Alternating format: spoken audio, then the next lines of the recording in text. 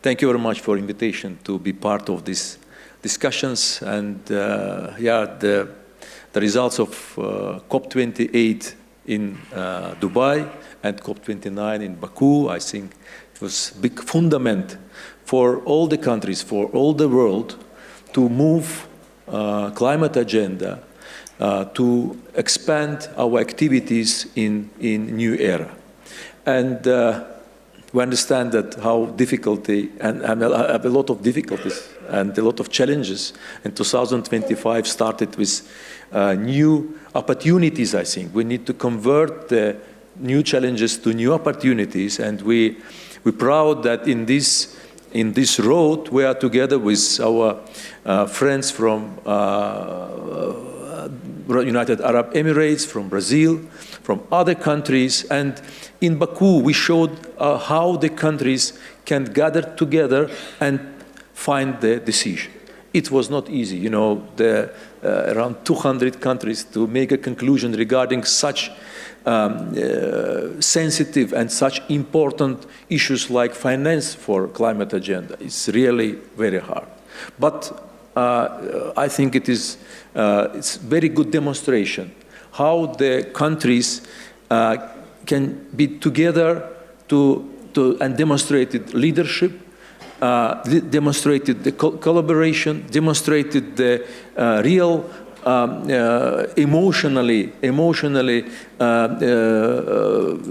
actions, decisions to achieve the new level of the climate finance. I think $300 billion agreed fixed figure of contributions from the donor countries, and another one big program, Baku to Belém, to increase these contributions from other stakeholders to $1.3 trillion. I think it's a big program, and I think within all our partnership and all the countries together, we need to do our best to perform this big program. And I invite all the participants also, all the countries in this very interesting time to be together to move this agenda forward. Thank you. I think that's something that's come out of the whole of the World Government Summit, and as well as this track on SDGs, is that collaboration is integral for governments moving forwards. Would you agree with that, Ms. Renaud-basso? So, indeed, I think I will start by looking at where we are in terms of SDGs and what are the challenges. And I think that after good progress in the first years post-2015 and so forth, we see now a slowdown and in some cases even backtracking in relation to delivering the SDGs.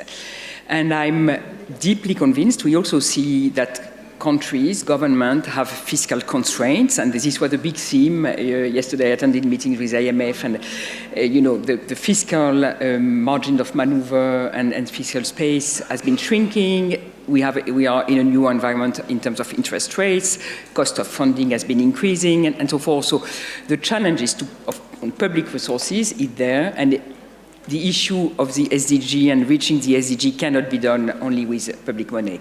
And that's why I really believe that one of the key partnerships that needs to be developed and is absolutely instrumental for being able to deliver is between public and private, and bringing private sector as a key partner to contribute to deliver SDG.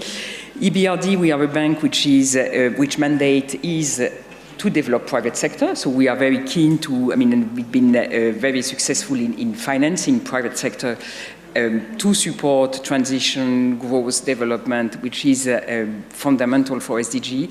So I think if I look at what kind of partnership we can develop, I think two kind of example. The first one is the one which was mentioned, which is a public-private partnership. I think it's not only a question of funding, but also of know-how, technology, capacities, efficiency, and so forth. So being able to work with the private sector to deal with key issues like energy, development of green energy, development of water access, sanitation, water management, infrastructure is key, because it's a way to be efficient, and it's a very useful framework and tool to invest in SDGs.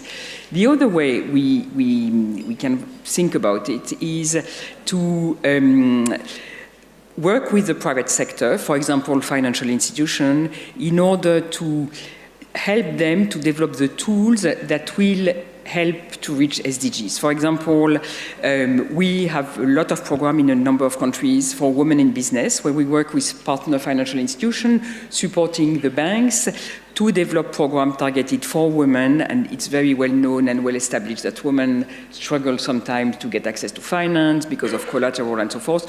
So targeting this kind of measure and action is very helpful to help reaching SDGs. You mentioned there the international financial institutions, and also, when we look at development funds, how can they align their initiatives to maximize impact and support for vulnerable nations?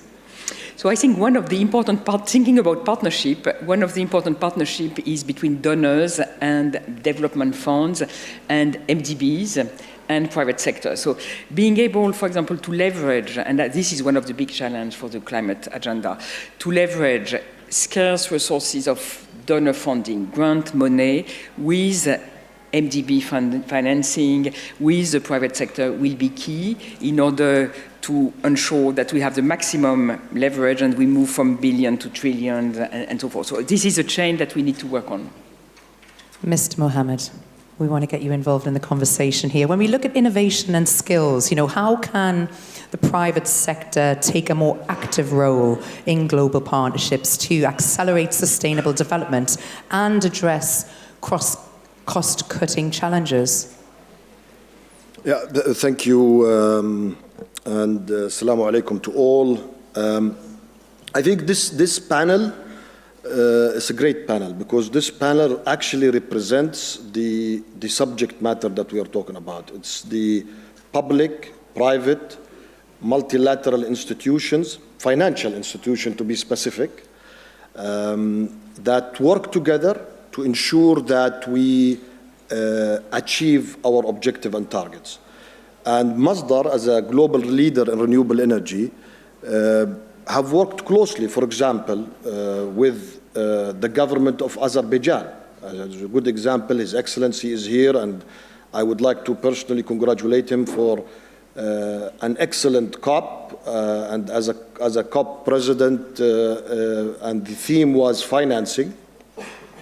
And of course, EBRD, a great institution, and I would like to thank Madam President for her support and her leadership, leading a great institution that was able to finance project in Azerbaijan.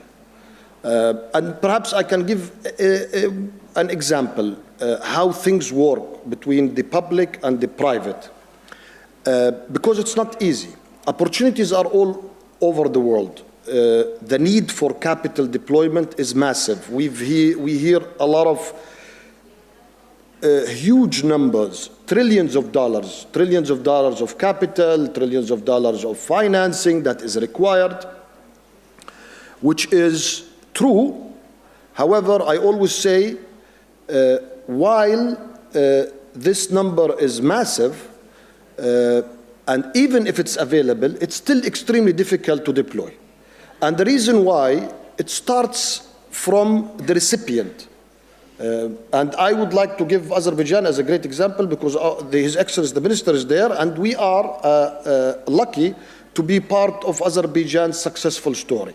And I think EBRD shares the same thing. So when we started in Azerbaijan in 2019, it took us almost 3 years to achieve financial close.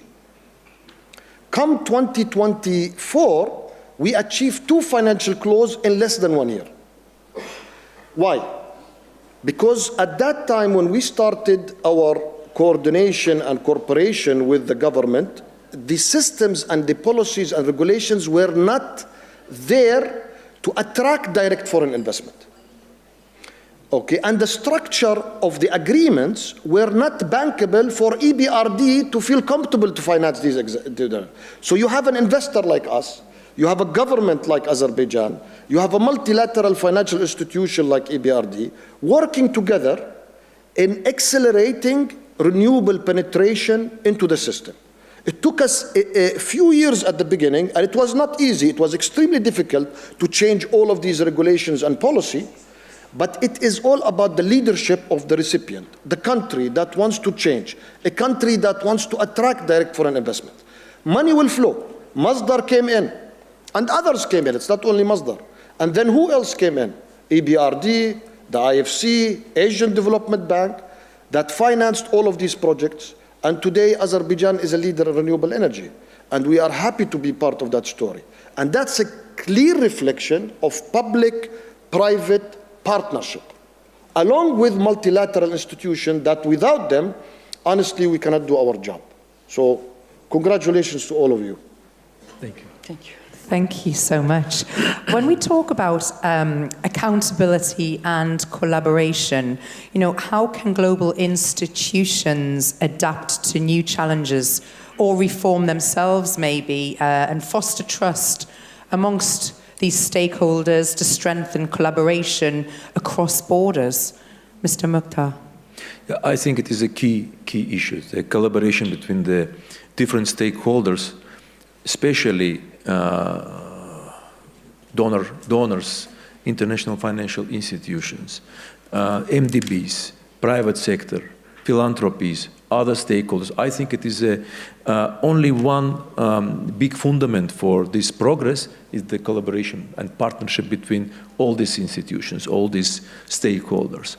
And also in 2023 in Dubai and last year in Baku, we can invite all the parties, all the stakeholders to find the decisions, the positive outcomes as a result of our cooperation. And now we focus to how to assist Brazilian teams, Brazilian friends, to also to continue this agenda, because now it is really a very challengeable time, and again, the conflicts around the world, a lot of crises in the different parts of our planet.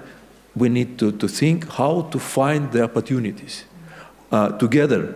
And within this partnership, within this collaboration between the parties, I think Azerbaijan, United Arab Emirates, other countries can demonstrate their leadership in this united activities, united actions to move this partnership forward.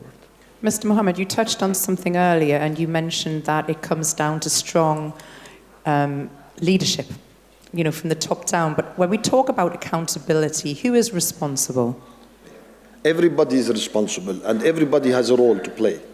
The public sector, which is represented by the government and different government institutions. It's not only one. You work with the Ministry of Energy, you work with the Ministry of Ecology and Environment, you work with the Ministry of Finance to ensure some of these public agreements are bankable.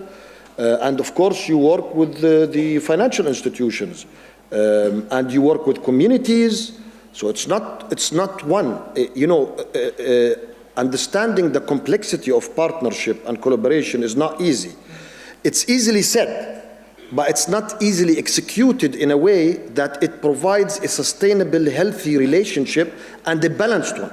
Because a successful partnership and collaboration is a collaboration and a partnership that not only is built on trust, but it's also built on a balanced, fair approach that satisfies the interest of everyone.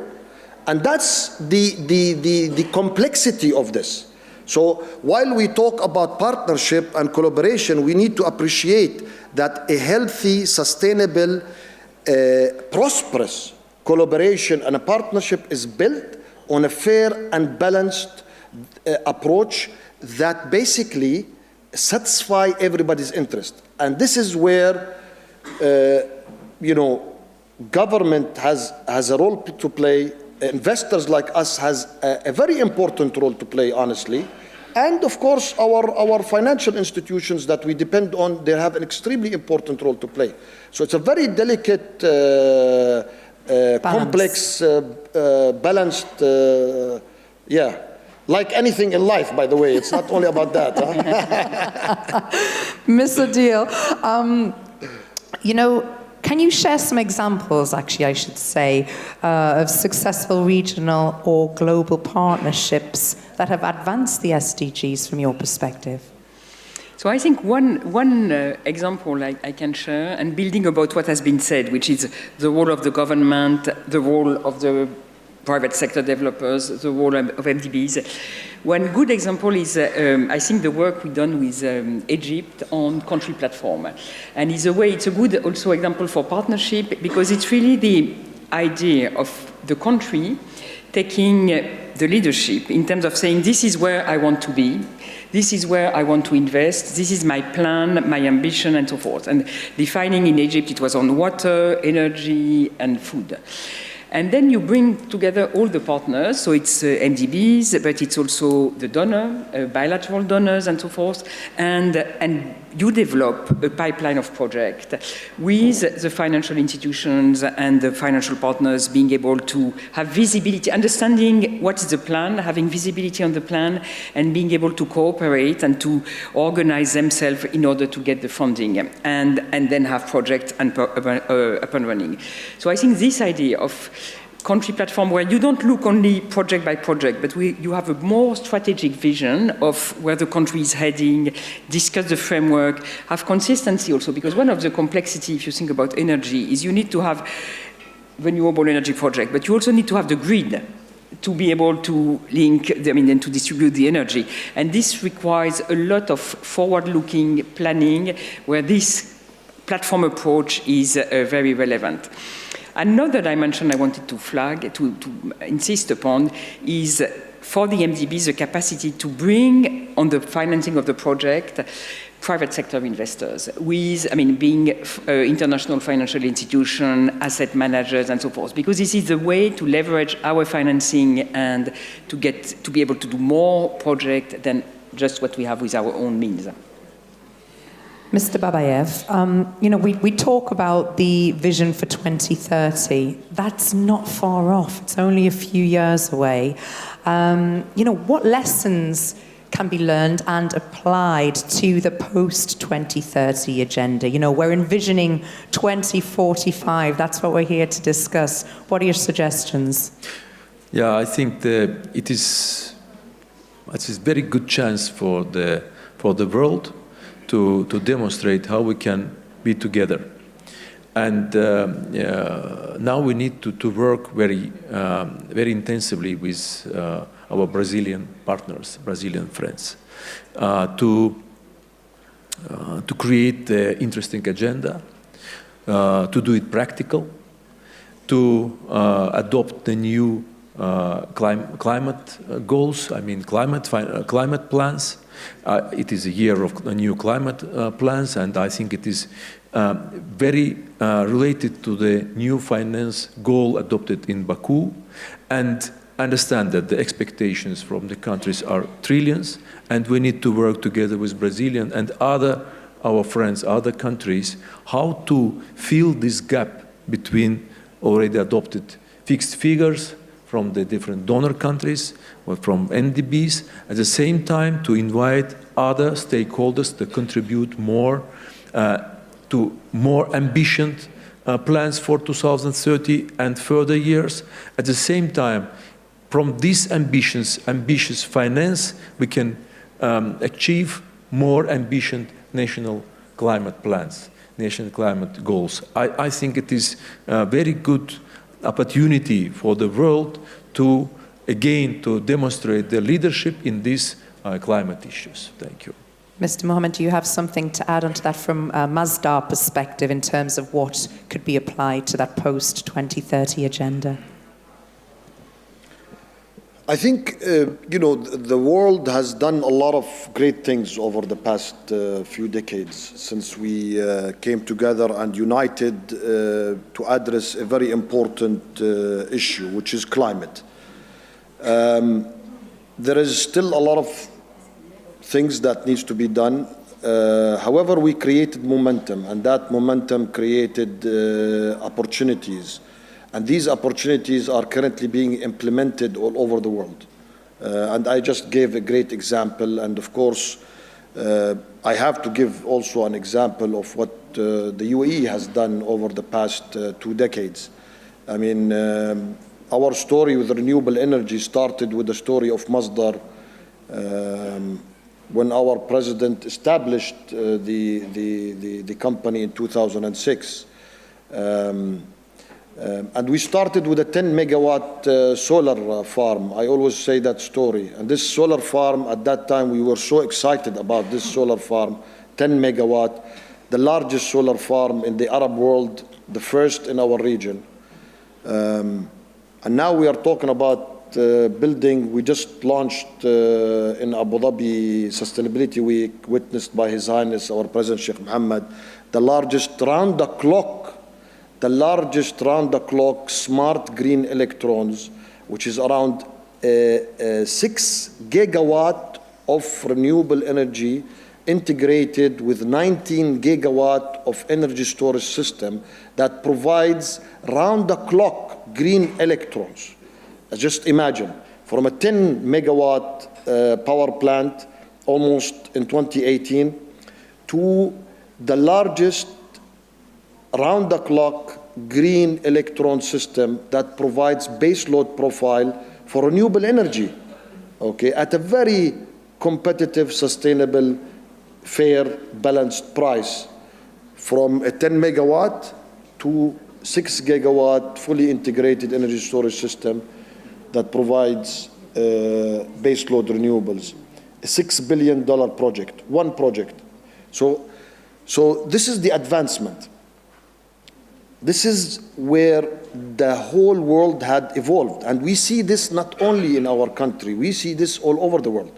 So my point is, we should continue our efforts as united, be it public, be it multilateral institution, be it private sector, to ensure that post-2030, when it comes, we still have the same momentum. Otherwise, all of the efforts that we have done over the past 2 decades will go in vain. Ms. Renaud-basso, we talk there about momentum, but are the targets we're setting out to achieve achievable in your eyes? It needs a lot of effort and sustained effort, and I think we are not there yet, but it's still, I mean, there is still some time to go, so we really need to focus on that and accelerate on that. I think what has just been said by Mohamed on the progress made on technology, and that's true for energy, but you also see now, I mean, the potential of AI, the potential of, I mean, in health sector, all this technological progress and so forth needs to, I mean, will help us to accelerate and to reach the objective. But we need to keep in mind, I mean, the need of acting collectively, and the notion of common goods, common interest. And I think that's very important to preserve multilateralism and to keep going on having this concept that what is being done in one part of the world is important for the sake of the whole humanity. Your Excellencies, Madam President, please, ladies and gentlemen, put your hands together for our fantastic panel this morning. Thank you so much.